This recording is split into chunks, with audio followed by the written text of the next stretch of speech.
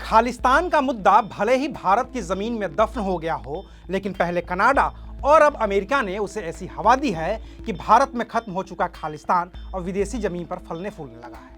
और इसी खालिस्तान के एक नेता गुरपतवंत सिंह पन्नू और उसके साथियों की वजह से पहले कनाडा ने भारत के खिलाफ मोर्चा खोला और अब अमेरिका भी कनाडा की ही राह पर चलकर भारत को चेतावनी जारी करने लगा है। तो आखिर क्या है ये खालिस्तानी आतंकी गुरपतवंत सिंह पन्नू की हत्या की साजिश से जुड़ा पूरा मुद्दा, जिसमें अमेरिका भारत पर उंगलियां उठा रहा है? आज बात करेंगे विस्तार से। नमस्कार, मैं हूं अविनाश और आप देख रहे हैं अनकट। ब्रिटेन का एक अखबार है फाइनेंशियल टाइम्स। उस अखबार ने अलग अलग सोर्सेज के हवाले से दावा किया है कि सिख फॉर जस्टिस संगठन के नेता गुरपतवंत सिंह की अमेरिकी सरजमी पर हत्या की साजिश रची गई थी। इसे अमेरिकी सुरक्षा एजेंसियों ने नाकाम कर दिया है। सिख फॉर जस्टिस और उसका नेता गुरपतवंत सिंह पन्नू भारत के सबसे बड़े आतंकियों में से एक है। कनाडा में चल रहे खालिस्तान आंदोलन में भी उसकी भूमिका बराबर देखी जाती है और वो बार बार सोशल मीडिया पर भारत को धमकियां भी देता रहता है। अभी कुछ ही दिन पहले उसने सिखों को चेतावनी जारी करते हुए कहा था कि वो भारत की एयरलाइंस एयर इंडिया से यात्रा न करें, क्योंकि ऐसा करना जानलेवा हो सकता है। भारत ने इसे धमकी के तौर पर देखा और फिर एनआईए ने गुरपतवंत सिंह के खिलाफ केस भी दर्ज कर लिया है, लेकिन वो है अमेरिकी नागरिक।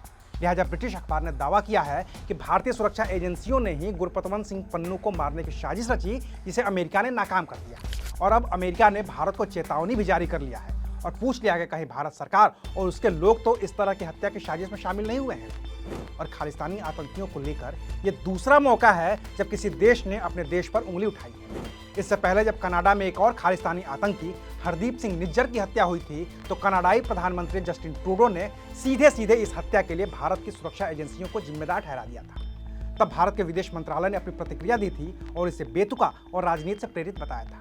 तब बात इतनी बिगड़ गई थी कि लगा था कि भारत और कनाडा के संबंध हमेशा हमेशा के लिए खराब हो जाएंगे।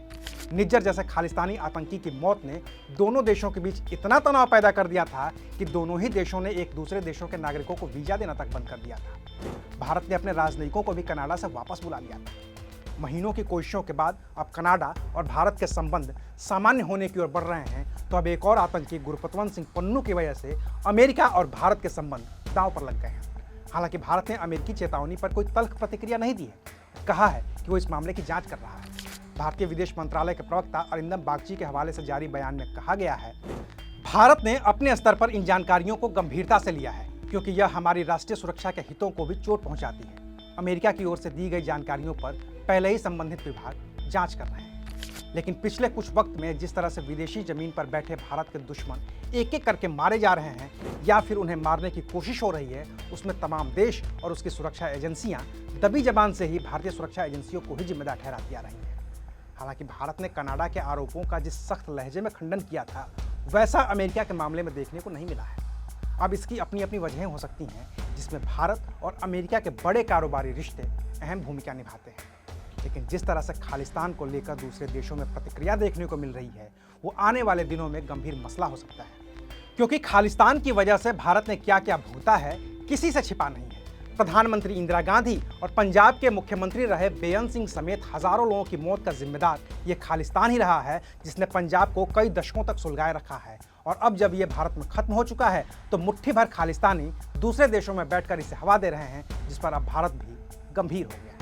तो अभी के लिए बस इतना ही। फिर मिलेंगे नई खबर के साथ। देखते रहिए अनकट। शुक्रिया।